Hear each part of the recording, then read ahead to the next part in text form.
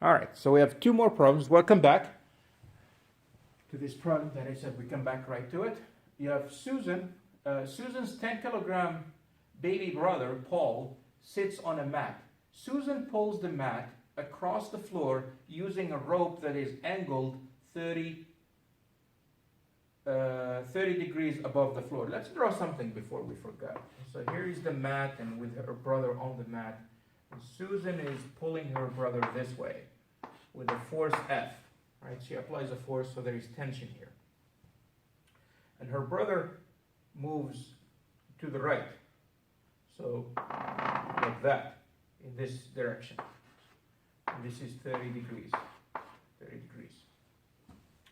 And we want to know, after she has pulled him by 3 meters, so he's here, and now he's here, the distance is 3 meters. 3 meters. Okay. After she has pulled him by 3 meters, what's his speed? Okay, they say there is friction, obviously. I mean, he's sitting on a mat, so when she pulls it, there will be friction on the floor. And they say there is friction, mu k, because it's sliding, and it is 0.2. 0.2. So what are the forces on Paul? All the forces on Paul are gravity, mg, normal force, and friction, always backward, opposes the direction of motion, and then this force here. So let's calculate each force and the work done by that force. So notice the motion is in this direction. Let me draw it in red. That's the direction of motion. So the normal force will not do any work. Gravity will not do any work because it's at 90 degrees.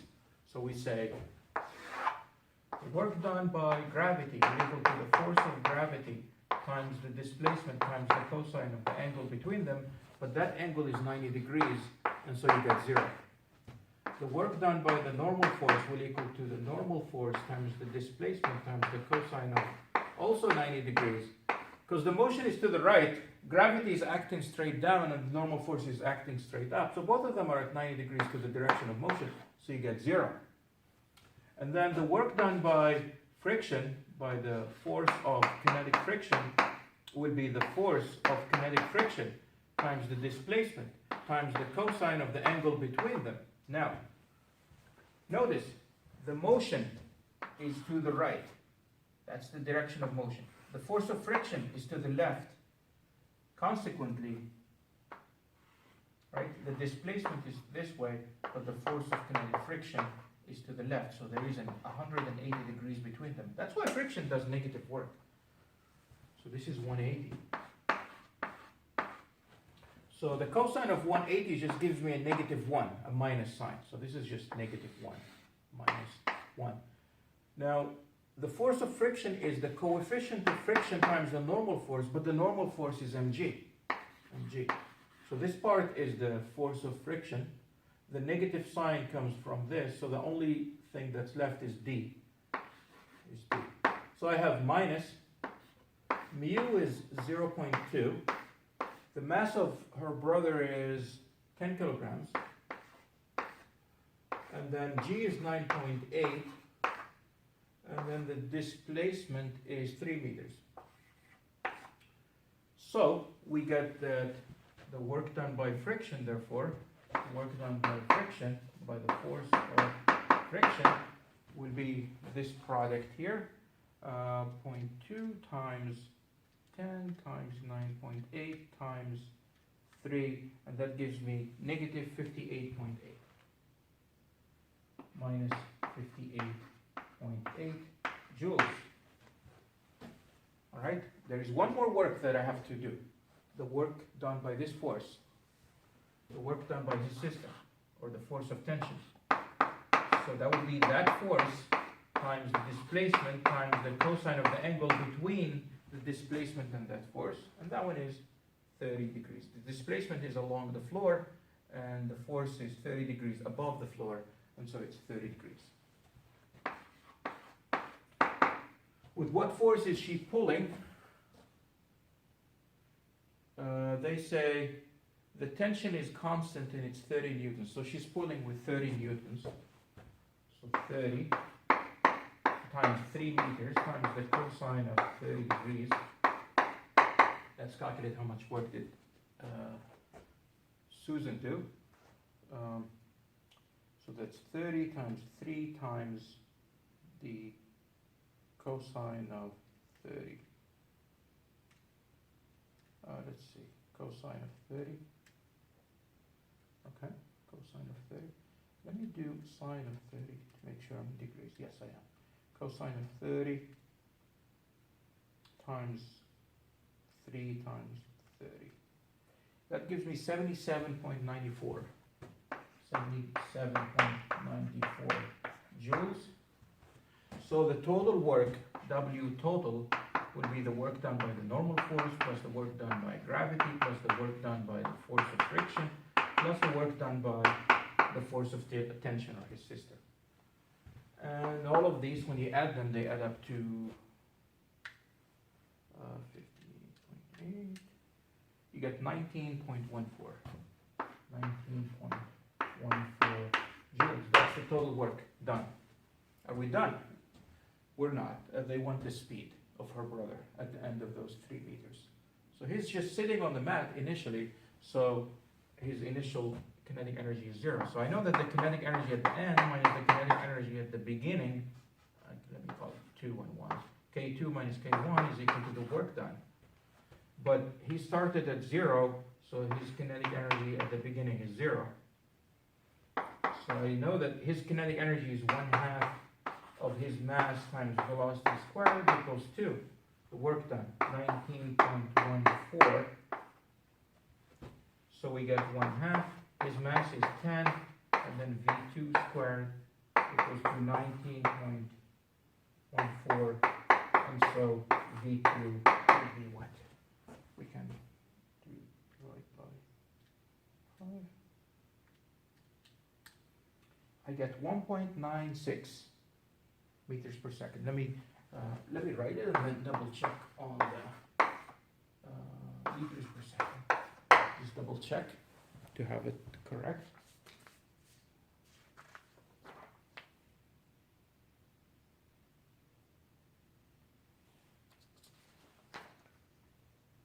Let's see.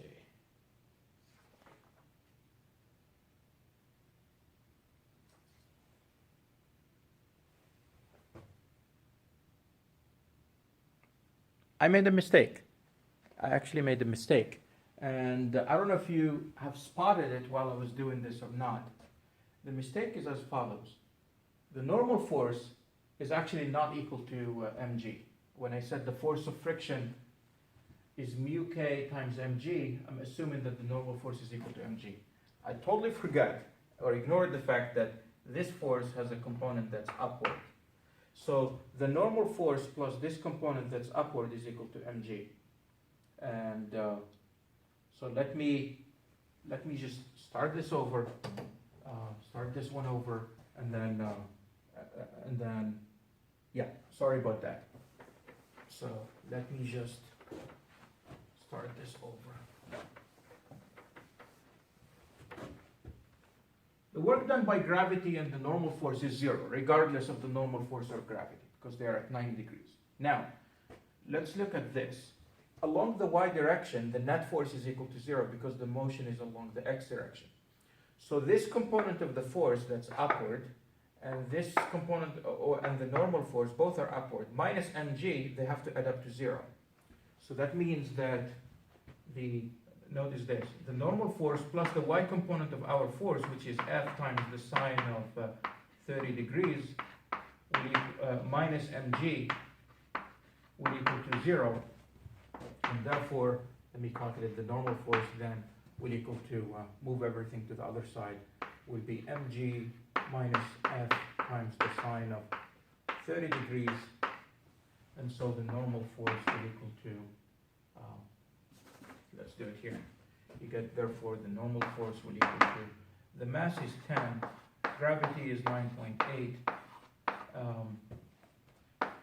the force is 30 newtons times the sine of 30 degrees. So 30 newtons times the 10 times 9.8 is 98 minus 15, because 30 sine 30 is 15. So 98 minus 15. Hopefully this is my last mistake. So that's 83 newtons. That means the force of kinetic friction will be mu k times the normal force, and so the force of kinetic friction will be mu k is, also let me just pull here so I'm not tight on space. So you get the force of kinetic friction will be mu k, that's 0. I saw it a moment ago. Yeah, 0.2 times the normal force, which is 83 newtons. Hopefully I don't make any more mistakes. 16.6 newtons. That's the force of friction. So the work done by the force of kinetic friction will be the force of kinetic friction times the displacement times the cosine of 180 degrees. Yes. I think now I have it all correct. So let's multiply these. So 16.6 times the displacement, which is 3 meters, times 3, times the cosine of 180, that's negative 1, so this is minus 49.8 newtons. I'm sorry, joules. That's the work done by friction. And then the work done by our force, would be our meaning Susan's force, times the displacement, which is D, times the cosine of the angle that the tension makes with the horizontal, which is 30 degrees.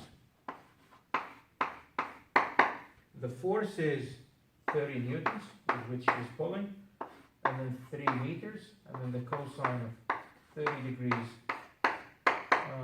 That part was also correct. It was just the friction that was incorrect. So I have cosine of 30. I have 77.94.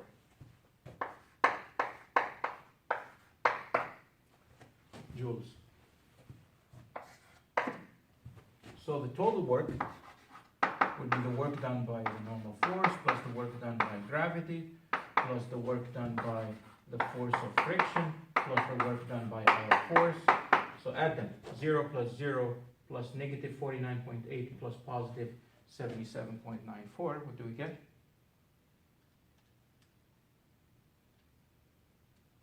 You get 28.14 joules. Now, the change in kinetic energy is equal to the work done.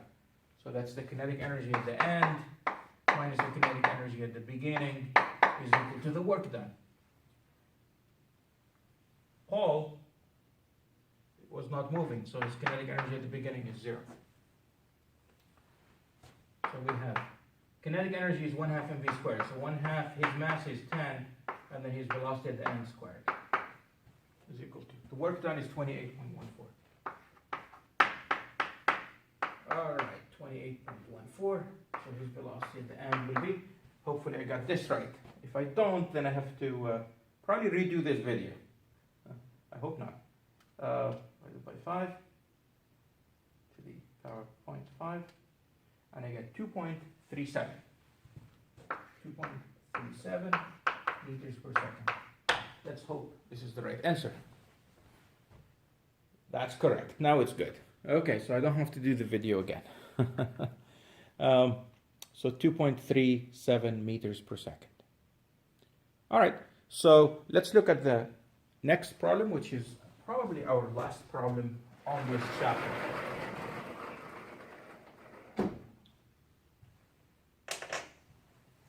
Okay.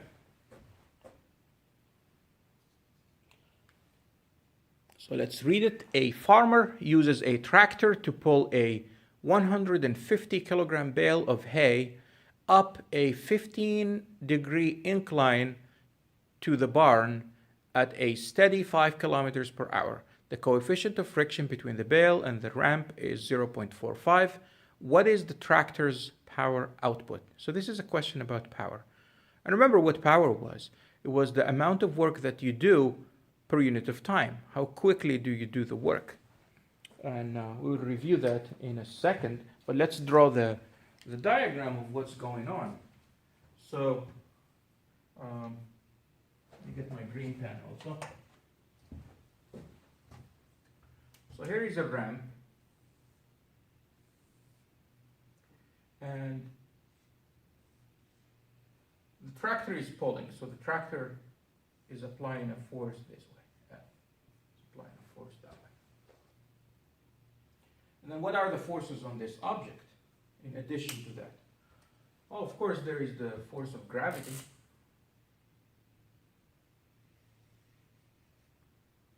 mg. What else? Well, there is the normal force. What else? Oh, there is friction.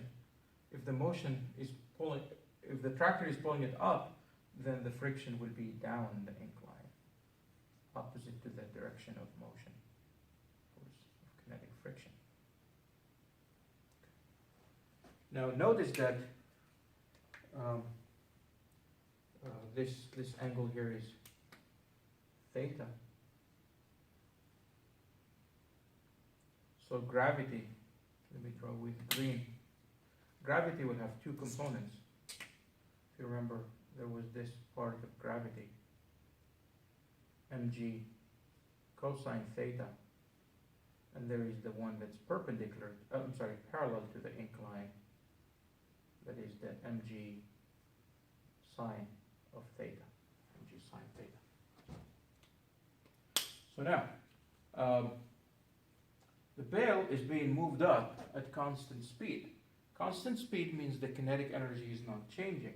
So that means the total work done is equal to 0. And so if the total work done is equal to 0, it means that the net force is equal to 0. So how do I get, or if the velocity is constant, then the net force is 0 and the acceleration is 0. So along the y direction, let me call this, here is the x direction, and then perpendicular to the incline is the y direction, as usual. Then we know that the net force in the y direction is 0. That means the normal force is equal to mg. Normal force is equal to mg cosine theta. That means that the force of kinetic friction will be mu k times the normal force, which is mg cosine theta, and it's this way. And then, so that's that. Now, in the x direction, the net force in the x direction is equal to 0 because the bale is being moved, but at constant speed or constant velocity. So we know that the net force in the x direction is equal to 0, and so the net force is 0. So what are the forces in that x direction? You get F, it's along the positive x, minus the force of friction, it's along the negative x, and then this component of gravity, minus mg sine theta, minus mg sine theta, equal to 0. And so the force with which the tractor is pulling is equal to Fk plus mg sine theta, and Fk is mu k mg cosine theta, and then plus mg sine theta. Okay, this part here. So let's clean it a little bit. So F will equal to, let's factor in mg. So it is equal to mg and then mu k cosine theta plus sine of theta. That's the force. Now, how much work is the tractor doing? The tractor is doing work, and the amount of work done during the movement of delta x is dw equals to f dx. And we want to know the rate of change, so we divide both sides by dt, by amount delta t, to find how quickly the work is done by the tractor, dt. And so we get dw dt, that's the power. Power is the work done per unit of time, and so that is equal to the force times the velocity. Well, now all we have to do is multiply through. Let's see. Substitute the numbers and multiply. The mass is 150 kilograms. Let's write the force and then multiply by the velocity. The force is 150 kilograms, right? I'm writing this part. So it's mg, times 9.8, times mu k, what's mu k? 0.45, times the cosine of the angle, which is 15 degrees, I believe, 15 degrees, and then plus the sine of theta, which is sine of 15 degrees, times the speed. What's the speed? Well, it's 5 kilometers an hour. We have to change that to meters per second. We know that 5 kilometers per hour. Let's do some side work. We'll do that work here. Get 5 kilometers per hour times 1 hour for every 3,600 seconds times 1,000 meters for every 1 kilometer. So kilometers, and hours, they cancel with hours. And so this ends up being 5 times 1,000 divided by 3,600. So that's 5 over 3.6 basically. And that's 1.3, 1.39. So you get V is 1.39 meters per second. So let's put 1.39 here for V. 1.39. And so what do we get? We get the power. We have to do all this. Now multiply that. We get 0.45 times the cosine of 15 plus the sine of 15 times 150 times 9.8. I got the force part, and then I multiply by 1.39 for the speed, and that gives me 1417. 1417, and I will just double check that I have it correct. Yes, that's correct. 1417, it's work per unit of time, so it's joules per second, and a joule per second is also known as a watt, W, a watt. And if you like, you can multiply it by, you can change it to horsepower. So I think the book just wants this, but if you remember, 1 horsepower for every 746 watts. And so you would get, divide this by 746, approximately about 1.9 horsepower.